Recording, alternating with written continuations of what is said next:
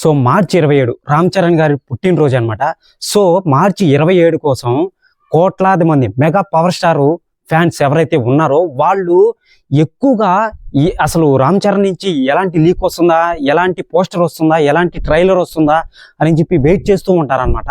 So వాళ్ళకి నేను ఒక పోస్టర్ని చూడంగానే మూవీ అనేది అసలు ఇలా ఉంటుంది అని చెప్పి క్లారిటీగా క్లుప్తంగా చెప్తానమాట. సో ఈ వీడియో అనేది ఎక్కడ స్కిప్ చేయొద్దు, వీడియో అనేది పూర్తిగా చూడండి. మీకు సినిమా చూడకముందే నేను ఇచ్చే రివ్యూలో ఒక అవగాహన అనేది వచ్చేస్తుంది అనమాట. మీకు ఖచ్చితంగా క్లారిటీగా సబ్స్క్రైబ్ చేసుకోవాలా లేదా అనేది తర్వాత మీ ఇష్టం ఇంకా, ఓకేనా? సో లేట్ చేయకుండా వీడియోలోకి వెళ్ళిపోదాం. సో మార్చి 27 ఈ సందర్భంగా గ్లోబల్ స్టార్ అయిన రామ్ చరణ్ గారు పుట్టినరోజు కాబట్టి 27.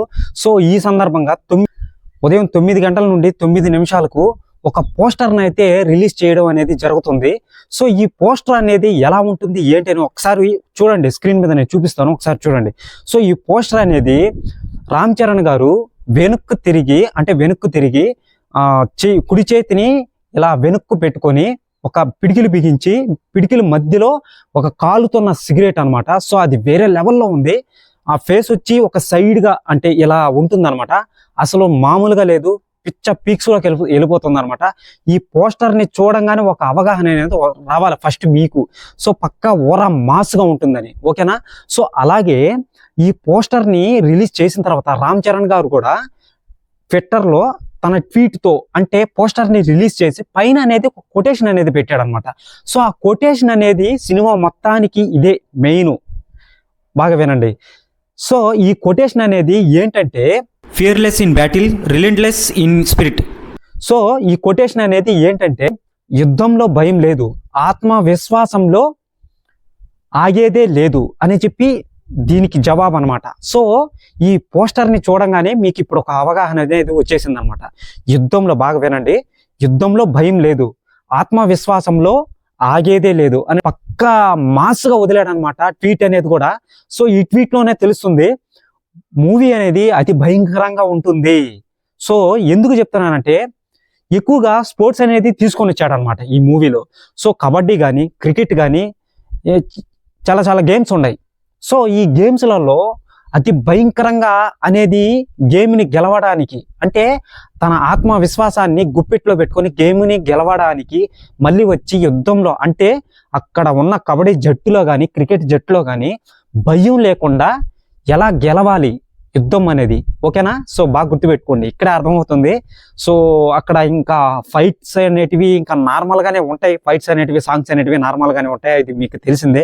సో ఈ పోస్టర్ అనేది దీనికి క్లారిటీ అనమాట. మరి రామ్ చరణ్ ఫ్యాన్స్ పోస్టర్ చూడగానే నాకు అనిపించింది ఇదనమాట. సో అలాగే తన ట్వీట్ అంటే రామ్ చరణ్ గారి ట్వీట్ పైన చూడండి, నేను ప్రూఫ్లతో సహా చూపిస్తా, దీంట్లో ఫేక్ అనేదే లేదు.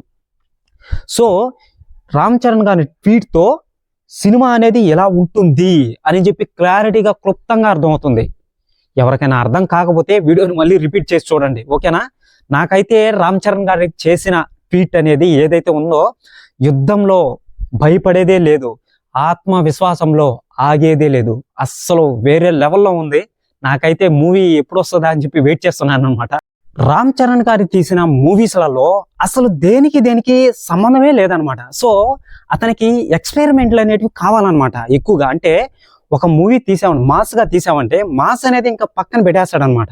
సో దాన్ని ఇంకో వేరే కొత్తదనాన్ని అంటే తన ఆడియన్స్కి అంటే తన ఫ్యాన్స్కి ఎలా అందించాలి అని చెప్పి రామ్ చరణ్కి బాగా తెలుసు. ఒకసారి అండి, రామ్ చరణ్ గారి తీసిన మూవీస్లలో ఒకదానికి సంబంధం లేనట్టుగానే ఉంటుంది. RRR తీశాడు, వెంటనే రాజకీయ సినిమా గేమ్ చేంజర్ తీశాడు అనమాట. సో పెద్దగా రీచ్ అందకపోయినా కానీ కొత్త ఎక్స్పెరిమెంట్ అనేది తీయడం అనేది జరిగింది, కానీ అది క్లిక్ అవ్వలేదు. సో అది కానీ ఆ స్టోరీ పరంగా అయితే సూపర్ హిట్ అనమాట. సో మన డైరెక్టర్ శంకర్ గారు సరిగ్గా చూపించాలి రామ్ చరణ్ గారిని. ఓకే అలా బాగానే ఉంది. సో ఇదనమాట. మరి మీరేమంటారో ఈ కామెంట్ల మీద, నేను చెప్పిన విషయాల మీద, ఈ పోస్టర్ చూసిన దానివల్ల అంటే ఈ పోస్టర్ చూసి నేను చెప్పిన విషయాల మీద మరి మీరేమంటారో ఇంకా మీ ఒపీనియన్కి వదిలేస్తున్నాను. RC16లో మన దేవరా హీరోయిన్ ఉంది, సారీ నాకు హీరోయిన్ పేరు తెలీదు. సో మళ్ళీ వచ్చి మన బుచ్చిబాబు దర్శకత్వంలో నటిస్తున్న రామ్ చరణ్ గారు, మళ్ళీ వచ్చి దేవరా హీరోయిన్ అనమాట. సో హీరోయిన్ నాకు తెలియదండి, ఏమనుకోవద్దు. సో నెక్స్ట్ వచ్చి మన ఏఆర్ రెహమాన్ మ్యూజిక్ డైరెక్టర్ అనమాట. ఓకే, మళ్ళీ వచ్చి కర్ణాటకలో అతని పేరు ఏదో పేరండి, నాకు కరెక్ట్గా తెలీదు. అతను చనిపోయాడు రీసెంట్గా, అంటే 2 ఇయర్స్ బ్యాక్ అనమాట. సో వాళ్ళ అన్న అనమాట ఉన్నాడు. మళ్ళీ వచ్చి బాలీవుడ్ హీరో, బాలీవుడ్ అతను ఉన్నాడు అనమాట. సో వేరే అప్డేట్ని మీకు వీడియో పరంగా అందిస్తాను అనమాట. సో మన ఛానల్ని అప్పుడప్పుడు విజిట్ చేయండి, ఓకేనా.